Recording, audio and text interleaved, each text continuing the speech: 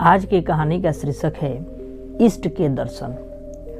परम शिव भक्त भक्तराज उपमन्यु देव तत्व के ज्ञाता महर्षि व्याघ्रपात के बड़े पुत्र थे। एक दिन उपमन्यु ने माता से दूध मांगा। घर में दूध नहीं था। माता ने चावलों का आटा जल में घोलकर अभिमन्यु को दे दिया। उपमन्यु मामा के घर दूध पी चुके थे। अतएव उन्होंने यह जानकर कि दूध नहीं है, माता से कहा, माँ, यह तो दूध नहीं है। ऋषि पत्नी झूठ बोलना नहीं जानती थी। उन्होंने कहा, हाँ बेटा, तू सत्य कहता है, यह दूध नहीं है। नदी किनारे वनों और पहाड़ों की गुफाओं में जीवन बिताने वाले हम तपस्वियों के यहाँ दूध कहाँ से मिल सकता है। हमारे तो सर्वस्व श्री शिव जी महाराज हैं। तू यदि दूध चाहता है तो उन जगन्नाथ श्री शिव जी को प्रसन्न कर। वे प्रसन्न होकर तुम्हें दूध भात देंगे। माता की बात सुनकर बालक उपमन्यु ने पूछा, माँ, भगवान शिव जी कौन है? कहाँ रहते हैं? उनका कैसा रूप है? मुझे वे किस प्रकार मिलेंगे और उन्हें प्रसन्न करने का क्या उपाय है? बालक के सरल वचनों को सुनकर स्नेहवश माता की आंखों में आंसू भर आया। माता ने उसे शिव तत्व बतलाया और कहा, तू उनका भक्त बन, उनमें मन लगा, उनमें विश्वास रख, एकमात्र उनकी शरण हो जा, उन्हीं का भजन कर, उन्हीं को नमस्कार कर।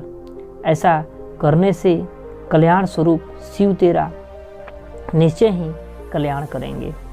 उनको प्रसन्न करने का महामंत्र ओम नमः शिवाय है। माता से उपदेश पाकर बालक उपमन्यु शिव को प्राप्त करने का दृढ़ संकल्प कर घर से निकल पड़े। वन में जाकर प्रतिदिन ओम नमः शिवाय मंत्र के द्वारा वन के पत्र पुष्पों से भगवान शिव जी की पूजा करते और शेष समय मंत्र जाप करते हुए कठोर तपस्या करने लगे। वन में अकेले रहने वाले तपस्वी उपमन्यु को पिशाचों ने बहुत सताया, परंतु उपमन्यु के मन में ना तो भय हुआ और ना व्याघ्र करने वालों के प्रति क्रोध ही। वे उच्च स्वर में ओम नमः शिवाय का मंत्र का जाप करते रहे। इस पवित्र मंत्र के सुनने से मारीची के श्राप से पिशाच योनि को प्राप्त हुए अभिमन्यु के तप में विग्रह करने वाले वे मुनि पिशाच योनि से छूटकर पुनः मुनि देह को प्राप्त होकर कृतज्ञता के साथ उपमन्यु की सेवा करने लगे। तदंतर देवताओं के द्वारा उपमन्यु के उग्र तपस्या का हाल सुनकर अंतर्यामी भक्त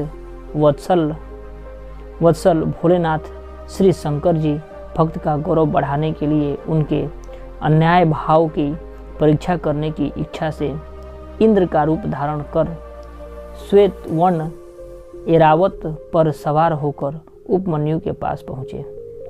मुनि कुमार भक्त श्रेष्ठ उपमन्यु ने इंद्र रूपी भगवान महादेव को देखकर धरती पर सिर टेक कर प्रणाम किया और कहा, हे देवराज, आपने स्वयं मेरे समीप पधारकर मुझ पर बड़ी कृपा की है।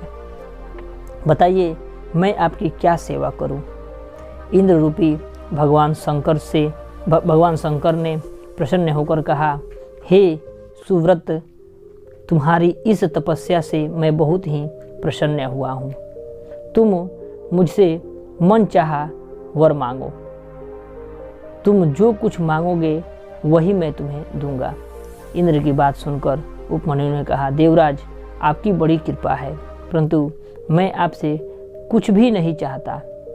मुझे ना तो स्वर्ग चाहिए, ना स्वर्ग के ऐश्वर्य ही, मैं तो भगवान शंकर का दासानुदास बनना चाहता हूँ।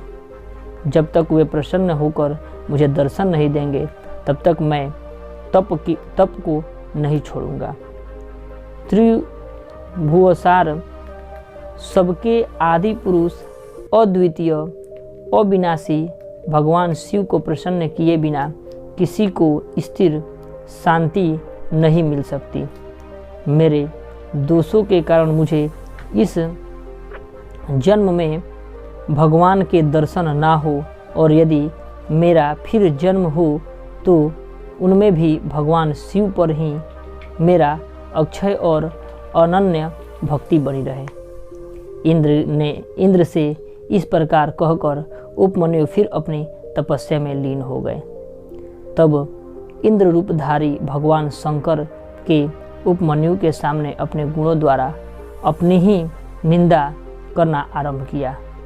शिव निंदा सुनकर उपमन्यु को बड़ा ही दुख हुआ। कभी क्रोध ना करने वाले मुनि के मन में अपने इष्ट की निंदा सुनकर क्रोध भर आया और उन्होंने इंद्र का वध करने की इच्छा से अघोर शस्त्र अभिमंत्रित भस्म लेकर इंद्र पर फेंकी और शिव निंदा सुनने के प्रायश्चित स्वरूप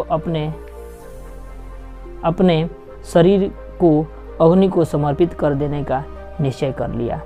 उनकी यह स्थिति देखकर भगवान शंकर परम प्रसन्न हो गए। भगवान के आदेश से अग्नि का शमन हो गया और अघोर शस्त्र का निवारण हो गया।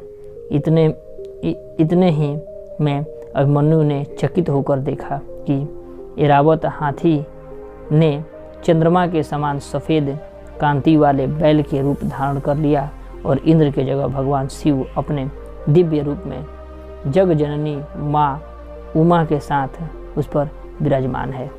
वे करोड़ों सूर्य के समान तेज से अनाच्छिद और करोड़ों चंद्रमा के समान शीतल सुधामयी किरण धाराओं से घिरे हुए हैं। उनके शीतल तेज से सब दिशाएं प्रकाशित और देदीप्यमान हो गई। वे अनेक प्रकार के सुंदर आभूषण पहने थे। उनके उज्जवल सफ़ेद वस्त्र थे। सफ़ेद फूलों की सुंदर माला उनके गले में थी। मस्तक पर श्वेत चंदन लगा था। श्वेत ही ध्वजा थी। दिव्य शरीर पर सुवर्ण कमलों से गुथी हुई और रत्नों से जड़ी हुई माला सुशोभित कर रही थी। माता उमा की शोभा भी अवर्णनीय थी। माता उमा सहित ऐसे देव मुनिवदित भगवान शंकर के दर्शन प्राप्त कर उपमन्यु के हर्ष का पार नहीं रहा। उपमन्यु गदगद कंठ से प्रार्थना करने लगे। भक्त की निष्कपट और सरल प्रार्थना से प्रसन्न होकर भगवान शंकर ने कहा, बेटा उपमन्यु, मैं तुम पर परम प्रसन्न हूँ। मैंने भली भांति परीक्षा करके देख लिया कि तू मेरा अनन्य और दृढ़ भक्त है। बता तू क्या चाहता है। यह याद रख कि तेरे लिए मुझको कुछ भी अदेय नहीं है। भगवान शंकर के स्नेह भरे वचन को सुनकर उपमन्यु ने आनंद की सीमा नहीं रही। उनके नेत्रों में आनंद की आंसुओं की धारा बहने लगी। वह गदगद स्वर से बोले, हे नाथ, अब मुझे क्या मिलना बाकी रह गया। मेरा यह जन्म सदा के लिए सफल हो गया। देवता भी जिनको प्रत्यक्ष नहीं देख सकते, वे देव आज कृपा करके मेरे सामने विराजमान हैं। इससे अधिक मुझे और क्या चाहिए। इस पर भी आप यदि देना चाहते हैं तो यही दीजिए कि अपने श्री चरणों में मेरी अविचल और अनन्य भक्ति सदा बनी रहे। भगवान चंद्रशेखर ने उपमन्यु का मस्तक चूमकर उन्हें देवी के हाथों में सौंप दिया। देवी जी ने भी अत्यंत स्नेह से उनके मस्तक पर हाथ रखकर उन्हें अविनाशी कुमार पद प्रदान किया। तदंतर भगवान शिवजी ने हे कहा, हे पुत्र, तू आज अजर अमर तेजस्वी यशस्वी और दिव्य ज्ञान युक्त हो गया। तेरे सारे दुख का सदा के लिए नाश हो गया। तू मेरा अनन्य भक्त है। यह दूध भात की खीर ले। यह कहकर शिवजी अंतर्धान हो गए।